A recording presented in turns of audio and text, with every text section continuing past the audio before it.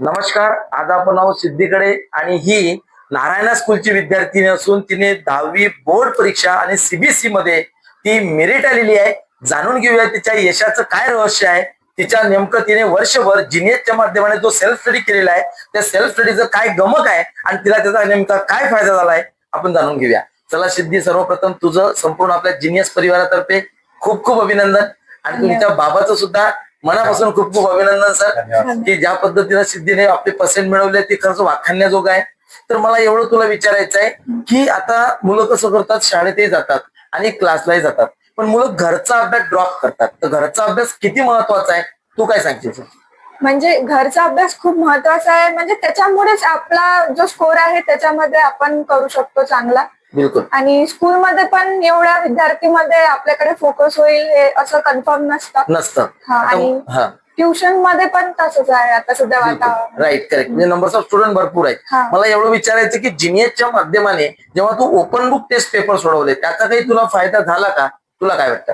हो, फायदा तर झाला. म्हणजे प्रॅक्टिस झाली आणि खूप रायटिंग प्रॅक्टिस वगैरे होत होती, तर बोर्ड मध्ये टाइम मॅनेजमेंटचा तो इश्यू नाही गेला तेवढा. बरोबर. आणखीन हँडरायटिंग वगैरे सुधारली आणि म्हणजे वर्ड लिमिट काय आहे त्या मार्कावर, जेवढे मार्काचा प्रश्न आहे त्याने वर्ड लिमिट किती लिहायचं ते समजा लक्षात आलं. ते लक्षात आलं तुझ्या. त्याला व्हेरी गुड. एक छोटासा प्रश्न मी असा विचारतो की 9th मध्ये साधारणतः किती पर्सेंट पर्यंत तू राहत होती? मी 82 पर्यंत राहत होती. आता बोर्ड परीक्षेमध्ये तेही सीबीएसई मध्ये बोर्ड एक्झाम फायनल एक्झाम मध्ये तुला किती मिळाले? 91%. 91% मिळालेले आहेत. म्हणजे मेरिट आलेली आहे. त्याच्यासाठी तुला पुन्हा एकदा तुझं अभिनंदन. आणि जवळपास बघा 80 पासून 91 11% तिचे वाढलेले आहेत. जिनियस तिचं वर्षभर सोबत होतं आणि छान तिने सेल्फ स्टडी केलेली आहे.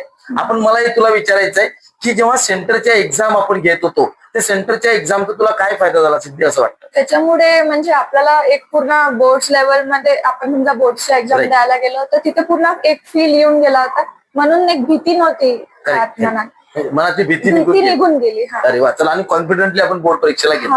मला दुसरं एक विचारायचं होतं की जेव्हा ते पेपर चेक करून आपल्याकडे येत होते आणि त्याच्यात बऱ्याच काही चुका लिहून येत होत्या का, आणि त्याचा तुला काय फायदा झाला? म्हणजे खूप बारीक बारीक मायन्यूट चुका काढत होत्या आणि त्याच्यावर आपण काम करत होतो. म्हणजे काम करू शकतो, म्हणजे झालं काम त्याने. मग चुका दुरुस्त होत गेल्या त्याचा फायदा तुला झाला.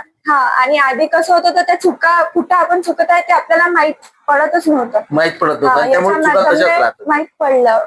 ओके, त्याच्यावर इम्प्रूव्ह करू शकले. त्याचा फायदा झालाच आहे. बरं, मला दुसरं विचारायचं की जेव्हा काउन्सिलिंग करता तुझ्याकडे काउन्सिलर यायचे त्याचा तुला काय फायदा झाला तू काय सांगशील? म्हणजे त्या मला म्हणजे जेव्हा मला गरज असायची तेव्हा तेव्हा त्या मला गाईड करायच्या, मोटिवेट करायच्या. कधी पण मी खूप डिमोटिवेट व्हायची.